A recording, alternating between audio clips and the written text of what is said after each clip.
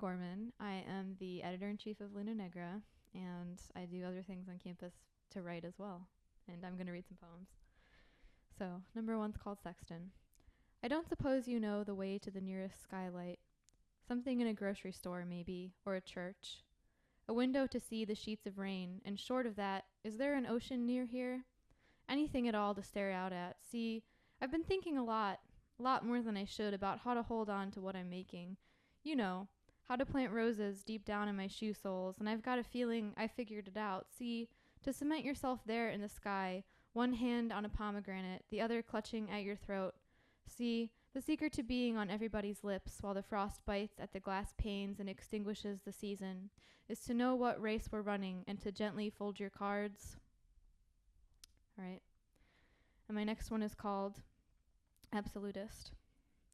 I deal in absolutes, only absolutes, as I consider myself some disciple of man, some sunshiny woman in a Panama hat, of some dusty Illinois museum where I bend my neck and stare at the models of the first humans and their hanging chests.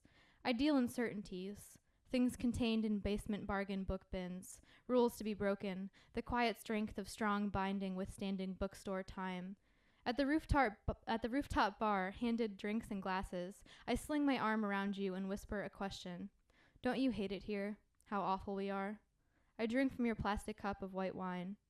I deal in factuals only, and if you ask me why, I can pull from my coat pocket the clamshell coin purse from which I can draw a queen's head card, and I'll tell you what, I deal in absolutes only in preserved flags and Americana and a couple of dollars for gas. This next one is called Ohio Edison. Is writing this poem the same as hiding? Already the bluebirds are gone, Catherine says. The cicadas will not burrow up and out of their muddy dens, a light towards the ghosts of ash trees on the muggy skyline.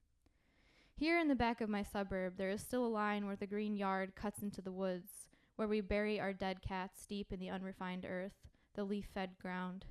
Is writing this all down the same thing as pretending I care? Pretending I can do something meaningful? Where are the birds this year?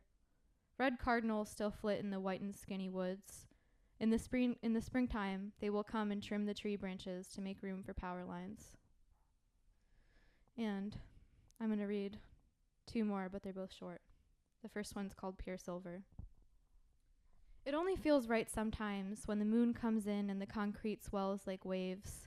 The scent of inland grass is much sweeter than this sand. Sometimes when the summer feels just so, and the wind catches you by the ankles, your body remembers a time before this one, a you before you are now, who knew less about asphalt and more about wood, and who remembered how to never lose home. And this last one, don't really know if it has a title yet, actually. I think I called it Chiffon when I submitted it somewhere, so Chiffon. I wonder what it must feel like to want yourself in a dress, in lipstick, in a shoe-shined Sunday best, to want yourself in the car 10 minutes from the party. If I have ever felt it, I have been 10, in my neighbor's house, in the summer church silence, in the still of that empty house. If I have ever felt it, I have been 10, in the neighbor's daffodil yellow dress, in front of the hallway mirror where no one else could see. Thanks.